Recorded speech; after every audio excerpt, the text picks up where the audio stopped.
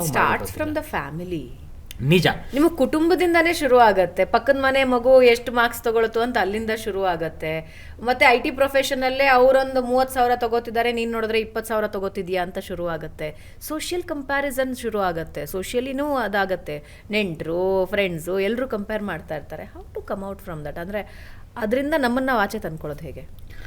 ನೀವು ಹೇಳಿದಾಗೆ ಹೌದು, ಇದು ನಮ್ದು ಸಮಾಜನೇ ಹಾಗೆ ಹೋಗ್ತಾ ಇದೆ, ಕಂಪ್ಯಾರಿಸನ್. ಸೊ ಹಾಗಾಗಿ ಈಗ ಪೇರೆಂಟ್ಸ್ ಇರಬಹುದು, ಅಟ್ಲೀಸ್ಟ್ ಪರ್ಟಿಕ್ಯುಲರ್ಲಿ ಪೇರೆಂಟ್ಸು ಕಂಪ್ಯಾರಿಸನ್ನ ಕಮ್ಮಿ ಮಾಡೋಕ್ಕೆ, ಅದೇ ಹೇಳಿದ್ನಲ್ಲ, ನೀವು ನಿಮ್ಮ ಮಕ್ಕಳನ್ನ ಫಸ್ಟ್ ರ್ಯಾಂಕ್ ಬರೋದಿರ್ಬೋದು ಅಥವಾ ಪಕ್ಕದ ಮನೆಯವ್ರಿಗಿಂತ ಏನು ಬೆಟರ್ ಆಗಿ ಮಾರ್ಕ್ಸ್ ತೊಗೊಳ್ಬೇಕು ಅನ್ನೋದು ಗೋಲಾಗಿ ಇಡಬಾರ್ದು.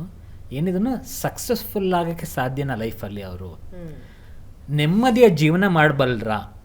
ಯಾಕಂದ್ರೆ ನೀವು ಅವ್ರನ್ನ ಫಸ್ಟ್ ರ್ಯಾಂಕ್ ಬರ್ಸೋದಕ್ಕೆ ಹೋಗಿ ಟಾಪ್ ಕಂಪ್ನಿಗೆ ಸೇರಿಸಿ ಕೊನೆಗೆ ಅವರು ಬೇಜಾರಲ್ಲಿ ಅಥವಾ ಡಿಪ್ರೆಷನ್ನು, ಅಥವಾ ಈಗ ನೀವು ಇತ್ತೀಚಿನ ಲಾಸ್ಟ್ ಇಯರಲ್ಲೇ ನೋಡಿದಿರ ಸೂಸೈಡ್ ಕೇಸು ಕೂಡ ಫೇಮಸ್ ಆಯಿತು.